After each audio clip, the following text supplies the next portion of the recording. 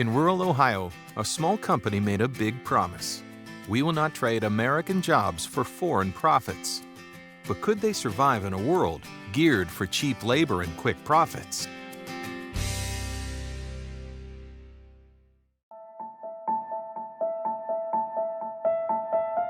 Take a good look around, and you can see the ghosts from America's manufacturing past.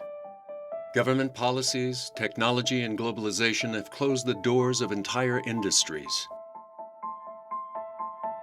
Typically, it's not the upwardly mobile who shoulder the pain. It's the people who work with their hands. In a strikingly short time, the jobs of hundreds of thousands of Americans have been swept away by a powerful tide of change. It's powerful in the sense that only 2% of the clothing that we are purchasing today is American made.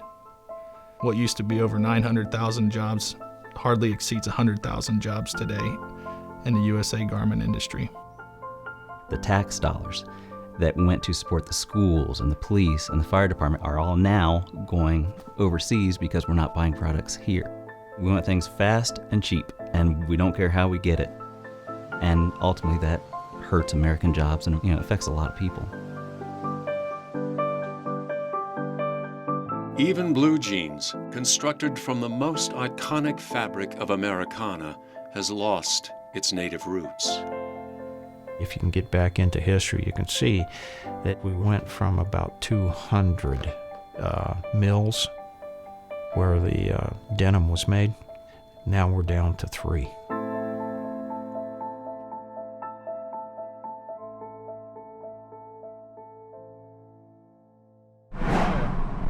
Seeing American manufacturing jobs vanish before his eyes didn't sit well with Lawson Nickel. He was working for another blue jean manufacturer at the time, and he was one of the national sales managers. He was shopping in a retail outlet and noticed his company's product, went to take a look at the tag, and lo and behold, tag read made in Mexico, not made in USA. They didn't tell me. I found out. I did get in touch with the CEO of the company.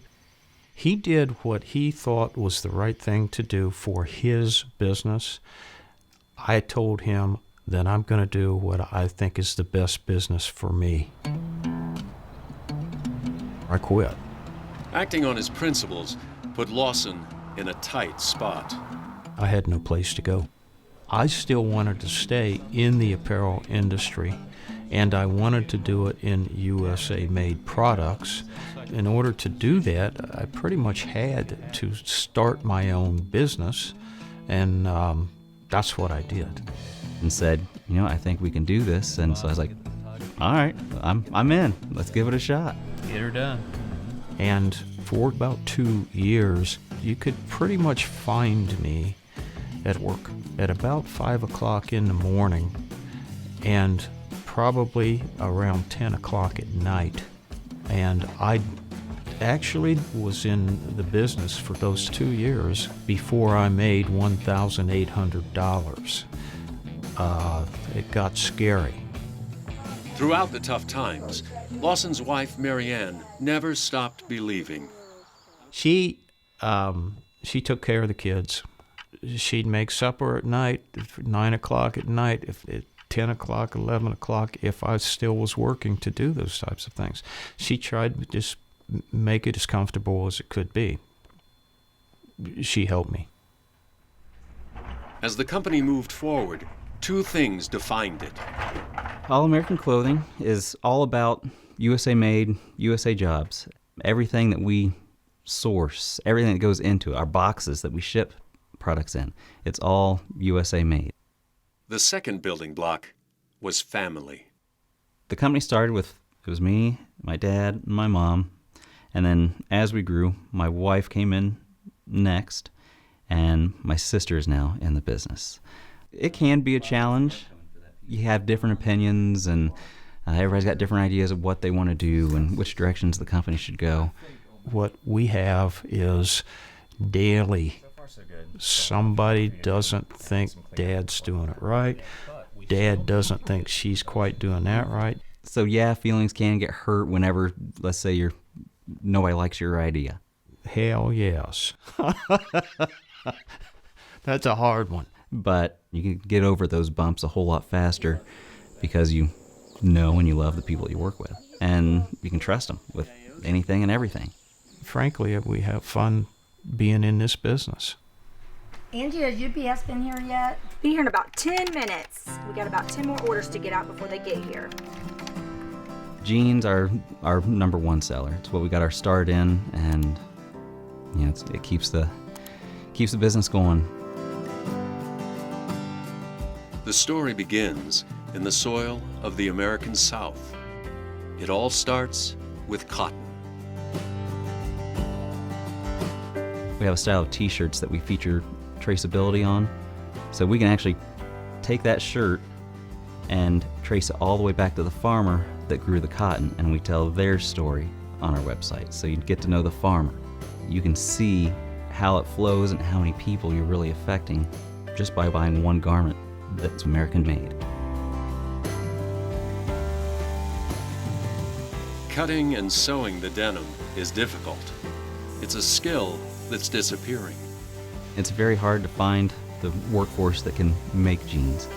We use a plant in Kentucky right now, and they have, I want to say it's right around 50 people that cut and sew our jeans. And this was a plant that was originally, they were putting out right around 30,000 units a week for some of the larger name brands. But when they decided to move overseas, it just hurts this community.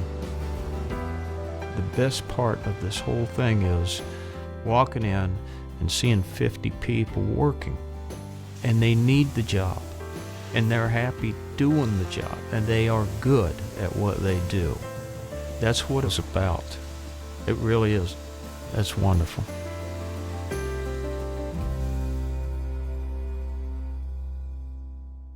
All American Clothing has a showroom at their Arcanum headquarters, but nearly all their sales are online. How you doing? So somebody from California orders a pair of jeans. It originates in Kentucky where it's made, comes up here, and then we package all of it together with whatever else they may have ordered, whether it's a t-shirt, pair of socks, and then ship it out from here. $64. If each American spent just $64 on an American-made piece of clothing, it would generate over 200,000 new jobs. All Americans' online customers have a common question. Everybody wants to know, where's Arcanum?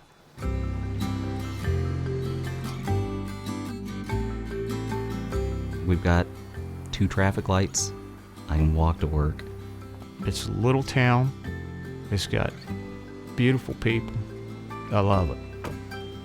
But initially, Lawson's vision was not shared by his neighbors. People thought that, for lack of a better term, let's just make it simple, I was crazy. You're in Arcanum, Ohio, and we don't know anything about anybody making blue jeans or being in it. And why were you doing it, Lawson? And you'll never make it. That's what they said. And after 2 years of no money, I said, I'm still going to make it. And, here we are 13 years later and still growing, still doing good, and hiring more people. And not many of them are saying, I don't think you can do it, Lawson. Not many people say that anymore. Oh.